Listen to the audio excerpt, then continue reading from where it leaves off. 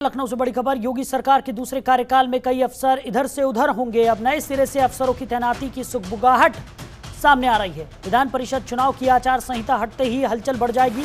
शासन में कई वरिष्ठ अधिकारी जल्द सेवानिवृत्त होंगे। राजस्व परिषद चेयरमैन, एसीपी, स्थानीय आयुक्त,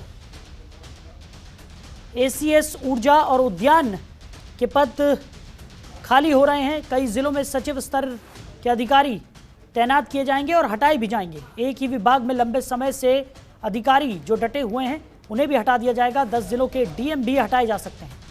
बड़ी खबर आपको बता रहे हैं। अब नए सिरे से अफसरों की तैनाती की सुगबुगाहट निकलकर सामने आ रही है। खबर पर ज्यादा जानकारी के साथ हमारे सहयोगी अवनीश लगातार हमारे साथ बने हुए हैं। अवनीश, जिस तरीके से अफसरों के तबादले की जो सुगबुगाहट है वो यहाँ पर तेज होती हुई नजर आ रही है, क्या कुछ जानकारी? जी बिल्कुल, देखिए साफ है कि जो मंत्रिमंडल का गठन किया गया है उसमें तमाम जो नए चेहरे हैं कहीं ना कहीं उनको काम का टारगेट दिया गया। उसी के साथ ही कई ऐसे आईएएस अफसर हैं जो सेवानिवृत्त होने वाले हैं और उनकी जगह पे दूसरे आईएएस अफसरों को लाने की तैयारी शुरू हो चुकी है। तो विधान परिषद का चुनाव चल रहा है। आचार संहिता जैसे ही हटेगी उसके बाद 15 अप्रैल के बाद माना जा रहा है कि 1 मई तक कई अफसरों को इधर से उधर किया जा सकता है। इसी क्रम में अगर देखा जाए तो कई महत्वपूर्ण वैसे विभाग है, जैसे राजस्व है, ऊर्जा है, कृषि है, वहाँ के जो अपर मुख्य सचिव हैं वो रिटायर होने वाले हैं। उनकी जगह कोई न कोई अपनी जगह बनाएगा। और इससे पहले भी देखा गया है कि जैसे अधिकारियों का प्रमोशन हुआ है तो कई जनपद में प्रमोटेड अधिकारी डीएम के रूप में काम कर रहे हैं तो उनको सचिव स्तर पर लाना है। ऐसे में वहां भी तैनाती की जाएगी। उसके बाद तमाम जो जिलाधिकारी हैं, करीब माना जाता है कि 10 ऐसे जनपद हैं जहां पे जिलाधिकारी को हटाया जाएगा और वहां पे नए जिलाधिकारियों की तैनाती होगी। तो कहीं ना कहीं जो सुगबुगाहट है वो तेज हो चुकी है, हलचल भी तेज हो चुकी है और लगातार जो नियुक्ति विभाग है वो इस पर नजर गड़ाए हुए है कि कौन सा विभाग किसको दिया जाएगा। क्योंकि मंत्रिमंडल में देखा गया तो कई अहम बदलाव किए गए।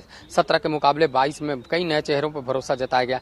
ऐसे में माना जा रहा है कि अफसरों पर भी भरोसा जताया जाएगा और उसी को लेकर कयास लगाए जा रहे हैं कि कई अफसरों के विभाग में बदलाव किया जा सकता है, कई जिलाधिकारियों का कार्यस्थल बदला जा सकता है, उसके बाद कई सीडीओ और एडीएम स्तर के अधिकारियों में भी बदलाव किया जा सकता है। अवनीश, वहीं जिस तरीके से बदलाव की सुगबुगाहट जो है वो तो यहाँ पर देखने को मिल ही रही है। कई अधिकारियों को सेवानिवृत्त भी यहाँ पर करने की बात निकलकर सामने आ रही है, उसको लेकर क्या जानकारी? जी बिल्कुल, देखिए कई आईएएस अफसर हैं जो सीनियर हैं, उनका रिटायरमेंट नज़दीक है। ऐसे में कहीं ना कहीं उनको रिटायरमेंट के बाद उनकी जगह पे नए अधिकारियों को नियुक्ति दी जाएगी।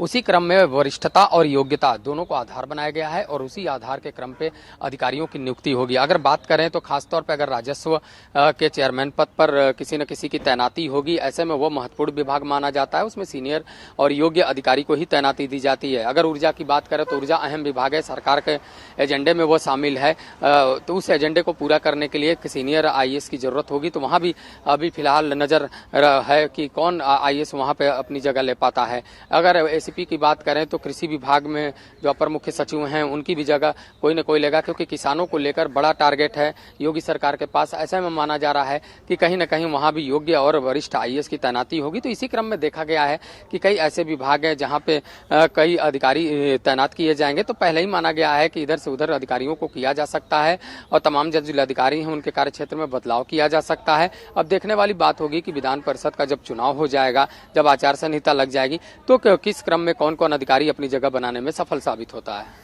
चलिए अवनीश, हमारे साथ जुड़ने के लिए, इस तमाम जानकारी के लिए आपका बहुत शुक्रिया।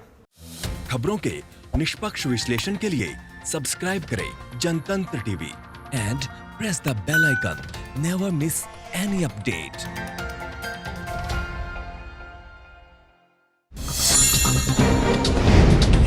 डाउनलोड कीजिए जनतंत्र टीवी ऐप को, जो कि अवेलेबल है गूगल प्ले और ऐप स्टोर पर। अधिक जानकारी के लिए अभी डाउनलोड करें।